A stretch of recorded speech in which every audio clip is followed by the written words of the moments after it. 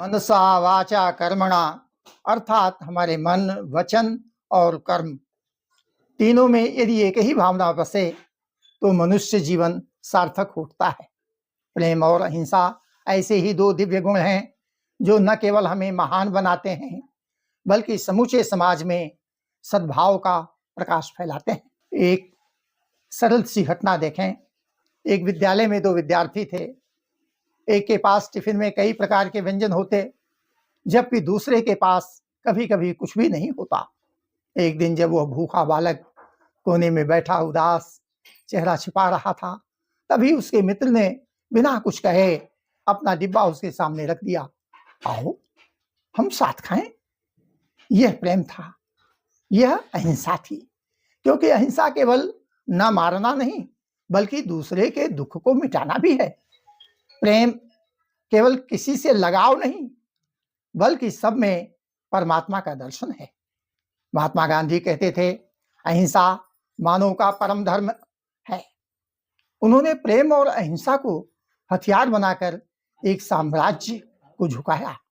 न तो तलवार चलाई न बंदूक उठाई, बस आत्मा की शक्ति से अन्याय को हराया। प्रेम और अहिंसा हमें क्या सिखाते हैं? क्रोध आए तो क्षमा करें, घृणा मिले तो सद्भाव लौटाएं, लोभ जागे तो त्याग अपनाएं।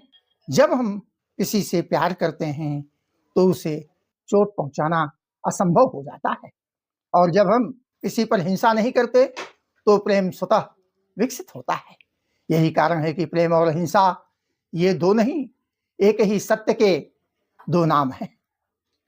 भगवान बुद्ध, महावीर, ईसा, गुरु नानक, इन सब ने एक ही संदेश दिया, प्रेम करो, सेवा करो, दुखियों का हाथ पकड़ो। यही सच्ची पूजा और यही सच्चा धर्म है।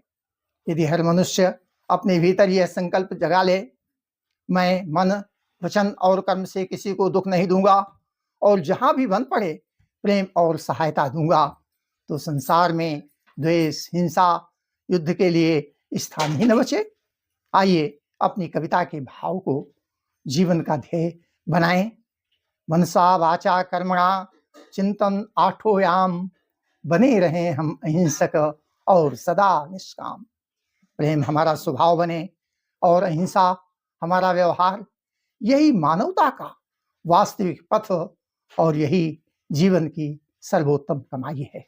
बस आज इतना ही।